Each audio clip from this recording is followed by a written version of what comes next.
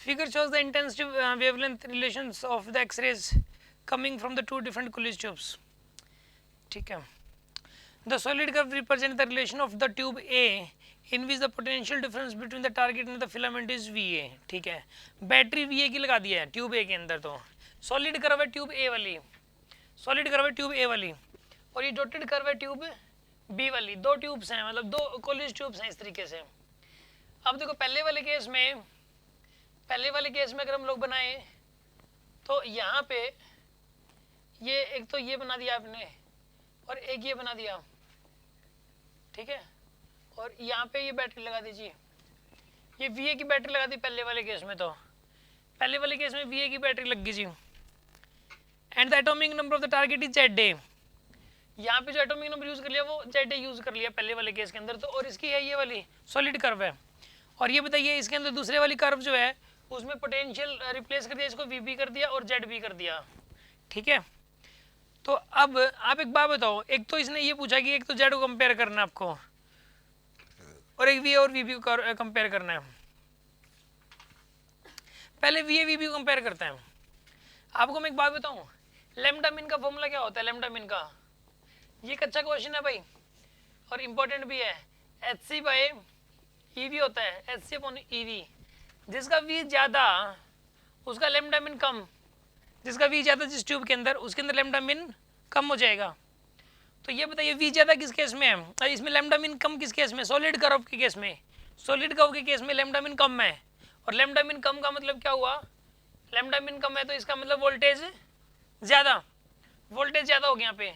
तो यहाँ पे पहले VA ग्रेटर देन VB हो जाएगा इस केस के अंदर. ठीक है ना, VA ग्रेटर देन VB हो गया. ये समझ आया कि नहीं आया? क्लियर है ये VA ग्रेटर देन VB? अरे समझ आ गया आपको? ये VA ग्रेटर देन VB कितनों को समझ आ गया? Okay good.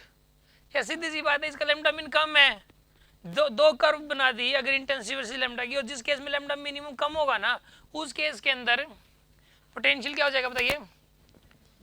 उस केस में पोटेंशियल ज्यादा हो जाएगा. ठीक है ना. अच्छा अब सुनो अगली बात है, अगली बात सुनो. दूसरे वाले केस के अंदर, दूसरे वाले केस के अंदर क्या चीज़ है बताइए? यहाँ पे एक तो K अल्फा है, फिर दूसरे वाले का K अल्फा है. ठीक है ना.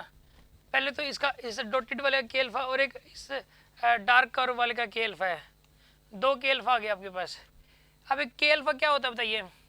जब सेकंड से फर्स्ट में जंपिंग हो, जब सेकंड से फर्स्ट में जंपिंग हो. अच्छा फॉर्मूला क्या होता है? 10.2 इंटू जेड स्क्वायर होता है फॉर्मूला फर्स्ट और सेकंड में एनर्जी डिफरेंस का. एनर्जी डिफरेंस का फॉर्मूला ये होता है हाइड्रोजन के केस में. तो बाकियों में भी लगभग इसके सिमिलर ही होगा. एटॉमिक नंबर जितना ज्यादा होगा ना फर्स्ट और सेकंड में एनर्जी डिफरेंस उतना ही ज्यादा हो जाएगा. और K अल्फा कब निकलता है? जब सेकंड से फर्स्ट में जंपिंग हो. K अल्फा कब निकलता है? जब सेकंड से फर्स्ट में जंपिंग हो. तो एक बात बताओ, K अल्फा किसका मतलब जो है ना, और एनर्जी ज्यादा तो K alpha come.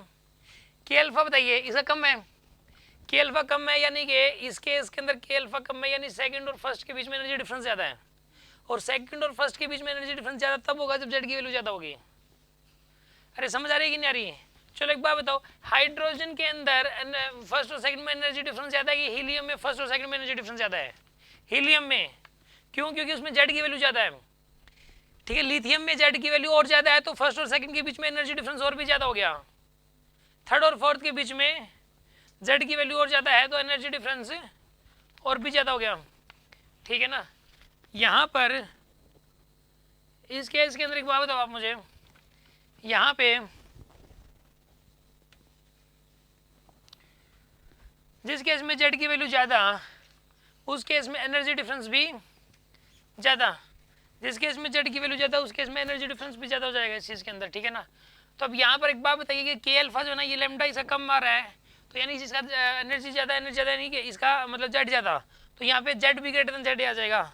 Z A जो है वो छोटा आ जाएगा और जेड भी बड़ा आएगा इस केस में. समझ आ गया होगा आपको? ये कोई डाउट?